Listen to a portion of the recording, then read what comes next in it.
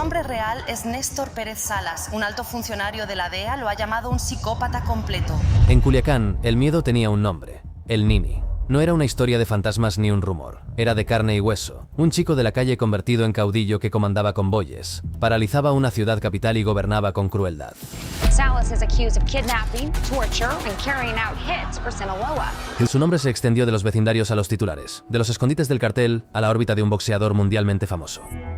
Hubo 14 personas asesinadas. El jefe principal fue decapitado, y estaban jugando baloncesto con su cabeza. Esto no es folclore, es la cruda verdad de México. Y la historia de El Nini es una de las sagas de cárteles más fascinantes que jamás escucharás.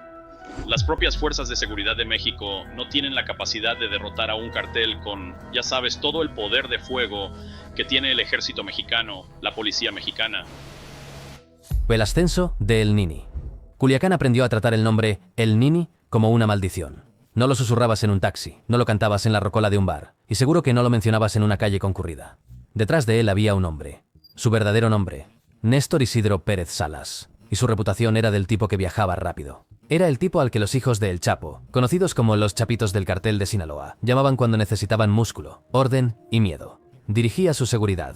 Pero seguridad en este mundo no significaba cerrar puertas o verificar identificaciones. Significaba convertir a jóvenes inquietos en un ejército capaz de silenciar una ciudad. Significaba construir una marca de ejecutores conocidos como los Ninis. The cartels are waging war in America, and it's time for America to wage war on the cartels. El gobierno de los Estados Unidos no lo trató como un rumor de la calle. Pusieron una recompensa real por su captura, hasta $3 millones por información que condujera a él. Esa no es la clase de cifra reservada para jugadores pequeños. Eso es lo que le pones a alguien que consideras crítico. Alguien que crees que mantiene una máquina de $1.000 millones, lo suficientemente segura como para seguir funcionando. Ahora viene el giro extraño. El apodo. Nini no nació en algún código oscuro de cartel. Viene del argot cotidiano en México y en toda América Latina. Proviene de la frase ni estudia, ni trabaja, que significa una persona joven que no estudia y no trabaja. Con el tiempo, se convirtió en una etiqueta para los chicos que no tenían nada que hacer, con un sentido de ociosidad, incluso de inutilidad. Cuando a Pérez Salas le pusieron ese apodo, la gente se inclinó hacia la ironía. No estaba estudiando, no tenía un trabajo asalariado, pero ciertamente no estaba ocioso. Se estaba haciendo un lugar en el trabajo más peligroso del inframundo de México. En teoría, su trabajo era simple: mantener a los chapitos seguros, proteger sus rutas y laboratorios, y aplastar a rivales, soplones o cualquiera que intentara aprovecharse sin pagar. Funcionarios estadounidenses lo describieron en términos directos: sicario principal. Esa palabra sicario se traduce como asesino a sueldo o asesino, pero en su caso no significaba que él apretara el gatillo cada vez. Significaba que él era el jefe de las personas que lo hacían, el que decidía cómo y cuándo se aplicaba la violencia. Las historias sobre sus primeros años son confusas, y la gente discute sobre de dónde vino exactamente. Lo que no está en debate es la rapidez con la que construyó su reputación. Informes de fuentes tanto mexicanas como estadounidenses lo describen como alguien con entrenamiento de estilo militar, hábil en combate urbano, rifles y respuestas rápidas. Y eso importa porque cuando los grupos criminales se hacen grandes, su seguridad evoluciona. Comienzas con unos pocos guardaespaldas y antes de mucho, estás entrenando equipos en maniobras de contraemboscada, despejando edificios y configuraciones de francotiradores. Ese es el mundo que el Nini moldeó, y ahí es donde entran los Ninis. Imagina un ejército privado de hombres, en su mayoría en sus 20s y principios de los 30s. Cada uno seleccionado a mano y leal a los hijos del Chapo antes que a nadie más. Su trabajo no era glamuroso, eran puntos de control, era vigilar casas de seguridad. Era vigilar el perímetro cuando un jefe cambiaba de casas de seguridad, observando las esquinas que importaban. Documentos de Estados Unidos describen su entrenamiento como se esperaría para fuerzas especiales. Combate urbano, armas pesadas, ejercicios de francotirador. No eran milicianos aspirantes, eran músculo organizado diseñado para las calles de la ciudad, no para la guerra en la selva. Dentro del grupo, surgen nombres que te ayudan a entender la estructura. Jorge Humberto Figueroa Benítez, conocido como el 27, estaba vinculado a la misma rama de seguridad. Otro era Óscar Noé Medina González, o el Panu, señalado por el Tesoro de los Estados Unidos como un ejecutor. Estos no eran alias de YouTube. Estos eran nombres que aparecían en sanciones e imputaciones del gobierno. En la práctica trabajaban como lugartenientes de El Nini, transmitiendo órdenes a los soldados rasos, que mantenían la línea día tras día. ¿Y los alias? Había muchos. Algunos lo llamaban el general, otros usaban el 19, el 09 o incluso Chicken Little. Cada uno servía un propósito. En un mundo donde cada llamada puede ser rastreada y cada dirección puede ser quemada, los nombres y números adicionales creaban confusión. Para entender realmente su poder, necesitas comprender la palabra plaza.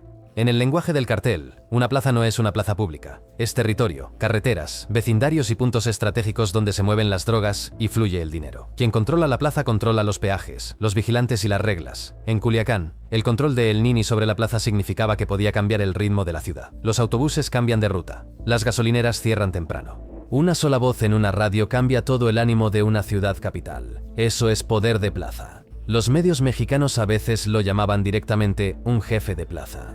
Eso significaba que tenía autoridad no solo para vigilar, sino para gestionar. Podía convocar convoyes, bloquear carreteras y asegurar casas en toda la ciudad. Su trabajo no era solo proteger a los hermanos. Estaba operando una red invisible de conductores, tiradores, observadores e intermediarios que mantenían viva la operación de los Chapitos. El Departamento de Estado de los Estados Unidos lo vinculó directamente bajo Iván Archibaldo Guzmán, el hermano mayor de los Guzmán dentro del Comando de Seguridad de los Chapitos. Esa es el tipo de línea de reporte que explica por qué su tono tenía peso. No necesitaba ser el nombre más famoso. Su trabajo era asegurarse de que los nombres famosos pudieran moverse sin miedo. Pero el miedo por sí solo no sostiene una ciudad. También necesitas favores.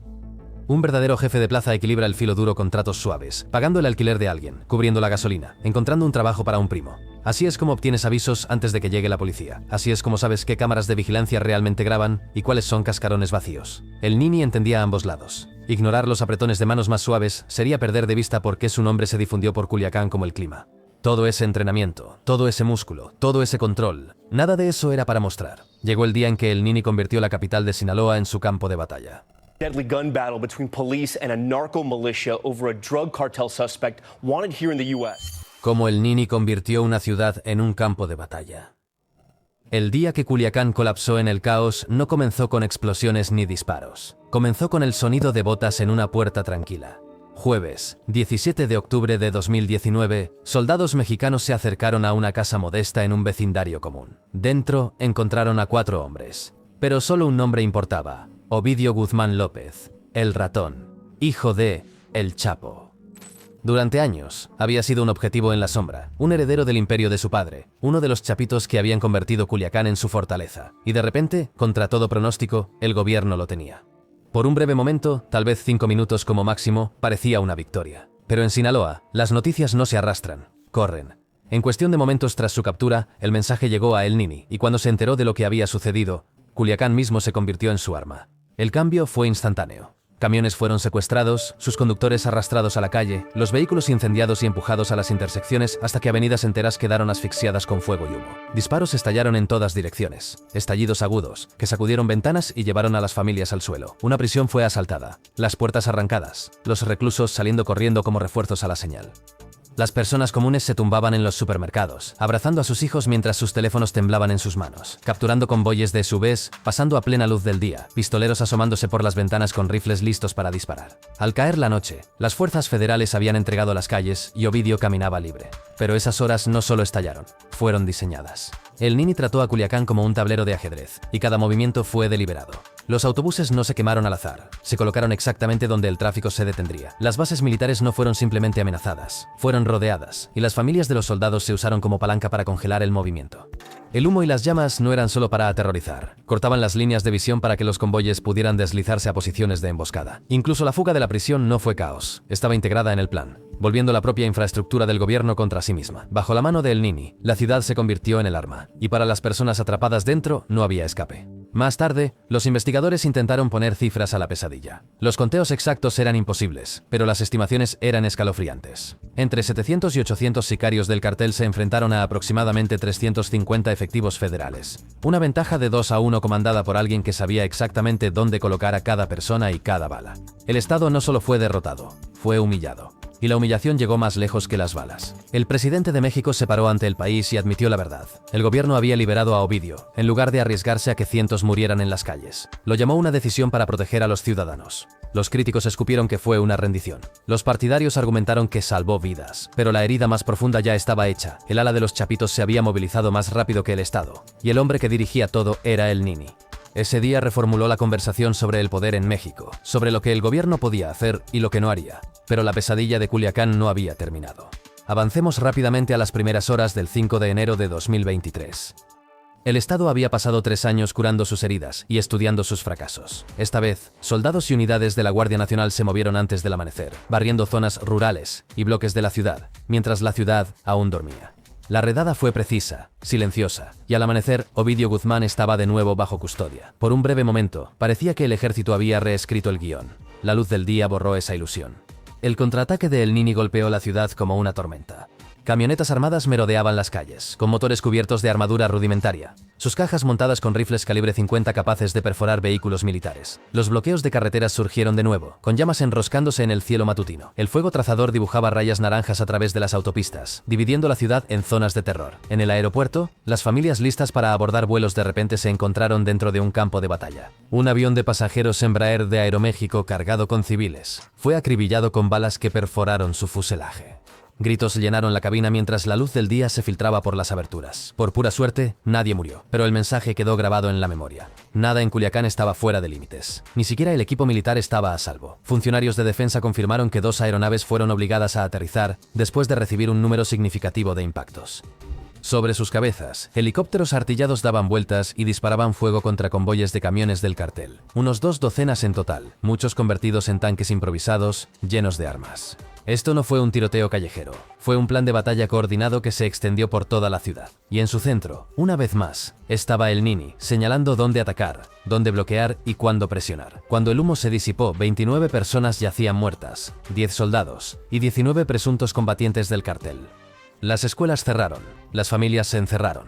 Las calles estaban marcadas con los cascos negros de vehículos quemados, las paredes cosidas con agujeros de bala. Pero a diferencia de 2019, esta vez el desenlace fue diferente. Ovidio no fue liberado. Fue trasladado por aire fuera de Sinaloa bajo fuerte custodia. Y sin importar cuán feroz fuera el contraataque, el gobierno no parpadeó. Sin embargo, a pesar de los diferentes resultados, las huellas eran las mismas. Bajo el mando de El Nini, la estrategia era la parálisis. Para la gente en el terreno, la estrategia no significaba nada. Lo que importaba era seguir con vida. Los padres presionaban a los niños contra los fríos suelos de las tiendas de comestibles, susurrando que no respiraran mientras las balas estallaban afuera. Los conductores abandonaban sus coches en medio de las carreteras, corriendo para ponerse a salvo mientras los camiones blindados pasaban, su tosca coraza brillando al sol. La guerra callejera hizo a El Nini infame. Las acusaciones que siguieron lo convertirían en monstruoso. Los crímenes más oscuros de El Nini. En los Estados Unidos, los fiscales no describen a El Nini como solo otro sicario apretando un gatillo. En sus documentos, lo retratan como algo mucho más frío, un gestor del dolor. Documentos judiciales, acusaciones y discursos desde podios en Washington dicen que él no era el que manejaba una pistola en la esquina, sino el que daba luz verde a quien debía desaparecer, quien debía gritar y quien nunca debía ser visto de nuevo. Testigos silenciados, rivales eliminados, oficiales quebrados. Esos no son rumores y tabloides, están escritos en las acusaciones del Departamento de Justicia que llevan su nombre. La imagen que los fiscales dibujan es sistemática, no descuidada. Sospechosos de traición, rivales, incluso civiles desafortunados que se acercaban demasiado eran arrebatados de las calles, llevados a habitaciones ocultas y sometidos a métodos diseñados para resonar mucho después de que sus gritos cesaran. Documentos de Estados Unidos describen golpizas e interrogatorios, descargas eléctricas atravesando cuerpos y amenazas dirigidas directamente a las familias. No está pintado con palabras vagas, hay fechas, nombres y lugares estampados en el registro. Un ejemplo en un expediente de Nueva York dice que en 2017, la seguridad del cartel bajo El Nini supuestamente capturó a 2 oficiales federales mexicanos, los torturó y luego los ejecutó. Ese mismo año, los fiscales afirman que 3 rivales fueron atados, electrocutados en sesiones que los hicieron convulsionar y luego fueron asesinados a tiros. Y luego está la acusación casi diseñada para volverse viral. Los tigres. No metáforas, tigres reales. Los funcionarios estadounidenses no lo enterraron en papeleo, hablaron de ello desde un podio. El fiscal general mismo le dijo al mundo que las víctimas, algunas vivas, otras ya muertas, fueron alimentadas a grandes felinos mantenidos como mascotas exóticas por los chapitos. Lo que hace que estas acusaciones sean aún más profundas es cómo los fiscales las conectan con el negocio. Esto no es solo crueldad por crueldad. Está directamente vinculado al fentanilo, la droga sintética que se ha convertido en el motor dorado de los chapitos. El fentanilo es potente, barato de producir y fácil de prensar en píldoras falsas que parecen oxicodona o Xanax. Pero su peligro es también su punto de venta. Pequeños cambios en la dosis pueden matar. Y ahí es donde recae la acusación más fea, pruebas en humanos. En documentos relacionados con el caso de Nueva York, los fiscales de Estados Unidos dicen que alrededor del año 2022, El Nini y otro hombre, uno de sus subordinados, usaron personas reales como sujetos de prueba para medir la potencia de sus lotes. Una mujer, afirman, fue inyectada repetidamente con fentanilo hasta que sufrió una sobredosis y murió. El subalterno nombrado junto a El Nini en esos documentos es el 27. Registros judiciales desclasificados en abril de 2023 colocan su nombre justo al lado del de El Nini en la lista de cargos. Cuando los abogados estadounidenses explican por qué El Nini torturaba a las personas sin piedad, dicen que era parte de la línea de montaje. Si un rival intentaba trabajar por su cuenta, la lección era rápida y despiadada. Si alguien insinuaba que podría hablar con las autoridades, un secuestro o una paliza cerraban esa puerta rápidamente. Si un equipo de laboratorio arruinaba un lote, el castigo era público y lo suficientemente brutal como para aterrorizar a todos los demás trabajadores. El objetivo nunca era solo la víctima individual. El objetivo era que todos los demás vieran, escucharan o imaginaran lo que les sucedería si se salían de la línea. Y luego vino el cruce que arrastró esta sangrienta historia a los tabloides y las páginas deportivas por igual: el boxeador. Los fiscales mexicanos alegaron que Julio César Chávez Jr., hijo de Julio César Chávez, el legendario campeón mundial de boxeo, era más que solo una celebridad con malos hábitos. Según ellos, se convirtió en un ejecutor vinculado a El Nini. Sus acusaciones dicen que golpeaba a prisioneros mientras colgaban del techo, golpeando sus cuerpos como si fueran sacos pesados. Chávez Jr. lo niega, y su lucha legal continúa. Pero la sola idea causó conmoción. En julio de 2025, oficiales de inmigración de los Estados Unidos detuvieron a Chávez Jr. en Los Ángeles y lo deportaron para enfrentar acusaciones en México. Desde entonces, los cables y las actualizaciones judiciales han seguido su caso. Está bajo investigación por vínculos con el crimen organizado y delitos de armas. Los jueces en Sonora debatieron si esperaría el juicio en custodia o en casa. Con el expediente de El Nini engrosándose en los tribunales de Estados Unidos, el hombre que una vez hizo que una ciudad capital se doblegara a su voluntad no fue detenido por rivales ni traición. Fue derribado por el silencioso roce de botas en un tejado. La caída de El Nini. Para cuando el sol se inclinó hacia la tarde del miércoles 22 de noviembre de 2023, la calma de Culiacán se rompió con el sonido de rotores y botas. Comenzó en Colinas de la Ribera, un tranquilo y acomodado vecindario donde las calles usualmente no llevaban nada más peligroso que el eco de los autos que pasaban. Pero ese día, helicópteros sobrevolaban, sombras parpadeaban en las paredes, y equipos federales se desplegaban en el pavimento con las armas en alto.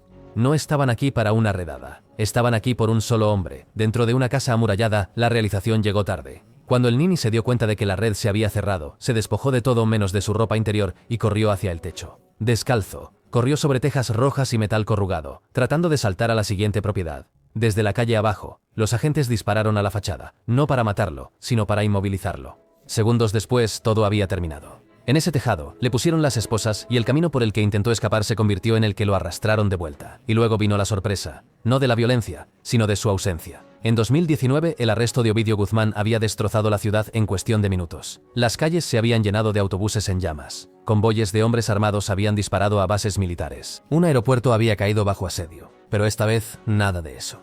Sin barricadas, sin convoyes, sin disparos atravesando supermercados. La captura se mantuvo estable, confinada a unas pocas cuadras y un puñado de direcciones. Al caer la noche, los residentes vieron un convoy fuertemente armado salir de Colinas de la Ribera, llevando a El Nini directamente a un aeródromo. Antes de que se pusiera el sol, ya estaba en un avión rumbo a la capital. Una casa había sido allanada, pero la ciudad seguía en pie. Al día siguiente, el fiscal general de Estados Unidos anunció que ya había hablado con su homólogo mexicano. Pidió una rápida extradición. Desde la Casa Blanca, el presidente se acercó al micrófono, agradeciendo a México y enmarcando la captura como una victoria compartida. A partir de ahí, el rastro de papel se hizo cargo. Peticiones, traducciones, firmas. Varios meses de pasos lentos y deliberados que terminaron el sábado 25 de mayo de 2024. Ese día, bajo fuerte custodia, el Nini abordó otro avión, este con destino al norte. La Casa Blanca emitió nuevamente un comunicado en pocas horas, agradeciendo a México y calificando la extradición como un hito en la lucha conjunta contra las drogas sintéticas. Para el martes, 28 de mayo, ya no era una historia diplomática. Era una realidad judicial en Manhattan. Los fiscales del Distrito Sur de Nueva York anunciaron que el Nini había sido presentado ante un juez magistrado. Su lectura de cargos programada para el 30 de mayo, ante la jueza de distrito Catherine Polk Falla. El Departamento de Justicia no dejó lugar a confusión. No era un caso, eran dos. Dos acusaciones separadas respaldaron su extradición, una de Washington, D.C. y otra de Nueva York. Y a partir de ese momento, estaría bajo custodia federal de Estados Unidos en Nueva York mientras se desarrollaban ambos casos. Los cargos de Washington marcaron el tono. Los fiscales lo acusaron de dirigir conspiraciones de importación de drogas relacionadas con cocaína y metanfetamina. Añadieron delitos de armas de fuego vinculados directamente a esos crímenes de drogas, e incluso lo acusaron de conspirar para obstruir la justicia, al tomar represalias contra un testigo mediante asesinato. Cada uno de esos cargos venía con penas severas, décadas en algunos casos, cadena perpetua en otros, pero Nueva York lo duplicó. La acusación allí lo describía como el líder de una empresa criminal continua. A partir de ahí, la lista se extendía. conspiraciones de importación y distribución de fentanilo, cargos relacionados con ametralladoras y explosivos, lavado de dinero y dos de las acusaciones más brutales, represalias contra un informante mediante asesinato y secuestro que terminó en muerte. Algunos de estos cargos significaban cadena perpetua obligatoria si se probaban. Otros tenían mínimos estrictos escritos, 10 años por cargos de drogas, 30 por cargos de ametralladoras. Juntarlos y no había salida. El máximo era cadena perpetua y el mínimo no era mucho mejor. Después de la lectura de cargos, la historia se desaceleró. La divulgación de pruebas comenzó a llegar en oleadas. Los fiscales entregaron pruebas pieza por pieza mientras los abogados defensores se opusieron a lo que un jurado debería ver. Los jueces establecieron calendarios, y debido a que tanto Washington como Nueva York tenían interés en el asunto, el Departamento de Justicia dijo que las dos oficinas actuarían como una sola. La Unidad de Seguridad Nacional y Narcóticos Internacionales del Distrito Sur de Nueva York se asocia con la sección de narcóticos y drogas peligrosas de Washington, D.C. Ese tipo de colaboración conjunta alarga el cronograma previo al juicio, pero también estrecha la red. Testigos, registros e incluso agentes de campo se comparten sin que un caso socave al otro. No se reveló exactamente dónde estaba detenido, y sinceramente, no importaba. De regreso en Sinaloa, el impacto fue instantáneo, pero no del tipo que se podría filmar. Nadie esperaba una repetición de los camiones en llamas y las batallas callejeras. El miedo era más silencioso. Los analistas advirtieron sobre la violencia selectiva, el tipo que ocurre cuando los lugartenientes luchan por el control después de que el líder principal se ha ido. Tenían razón. Durante 2024 y hasta 2025 surgieron nuevos nombres, brillaron por un momento y luego desaparecieron. Uno de esos nombres era el 27. Su rostro ya estaba en los carteles de recompensas de Estados Unidos, y después del arresto en la azotea de El Nini, las miradas se dirigieron hacia él. El Departamento de Estado incluso ofreció hasta $1 millón de recompensa por información sobre él. Por un tiempo, parecía que podría tomar las riendas. Luego llegó mayo de 2025. Las fuerzas especiales mexicanas se acercaron a Navolato y la redada estalló en un tiroteo. Cuando terminó, el 27 estaba muerto. 18 meses. Eso es todo lo que tomó para que el ala de ejecución de los Chapitos perdiera a su jefe por extradición y a su heredero aparente por balas del ejército. La red no colapsó. Los laboratorios seguían funcionando, las radios seguían zumbando, pero la cadena de mandos se resquebrajó. Y cuando eso sucede, las cuadrillas no dejan de trabajar. Empiezan a tomar partido. Así es como se ve un vacío aquí. No silencio, sino ruido tirando en diferentes direcciones. Teléfonos que antes sonaban para un solo jefe, ahora se dividen entre 3. Los asesinatos pierden su espectáculo. Cuerpos dejados en caminos de tierra fuera del pueblo, casas de seguridad incendiadas en la noche, camiones incendiados en caminos secundarios, en lugar de en las carreteras del centro. Analistas que han seguido a Sinaloa durante años vieron el patrón justo después del arresto en la azotea, y nuevamente después de la muerte del 27. Las mismas cuadrillas estaban siendo jaladas en diferentes direcciones, y cada jalón estaba respaldado por disparos. Gracias por ver. Ahora mira los videos que aparecen en pantalla para más historias increíbles.